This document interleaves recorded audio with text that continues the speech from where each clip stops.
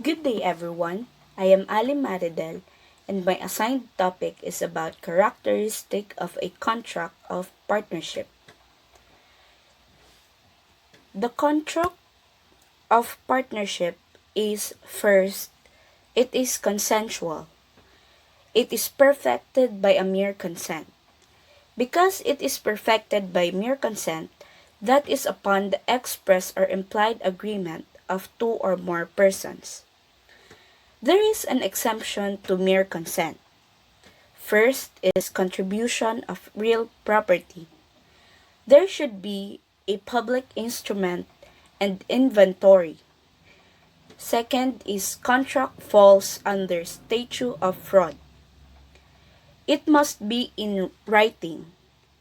And lastly, capital contribution is greater than 3,000 pesos.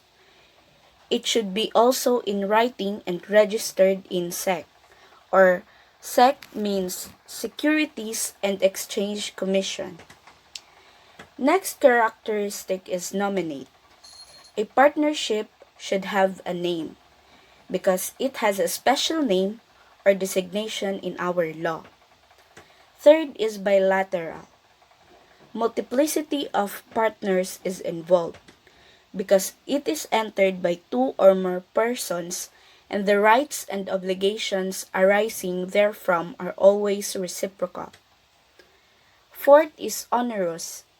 Something is expected from all parties because each of the parties aspires to procure for himself a benefit through the giving of something. Next is commutative. An equal contribution among partners because the undertaking of each of the partner is considered as the equivalent of that of the others. Next is principal. It is independent from other contracts because it does not depend for its existence or validity upon some other contract. And lastly, preparatory. Preparatory to operations and profit generations of partnership because it is entered into as a means to an end to engage in business for the realization of profits with the view of dividing them among the contracting parties. That is the contract of a partnership. My next topic is partnership versus joint venture or joint venture versus partnership. First, let us define what is a joint venture.